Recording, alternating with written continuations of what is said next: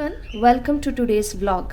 Sabudana is a very good source of energy, easy to digest as well as prevents constipation. Yes, you heard me right. ఇప్పుడు నేను మీకు సాబుదానా దోశ ఎలా చేయాలో చెప్తాను.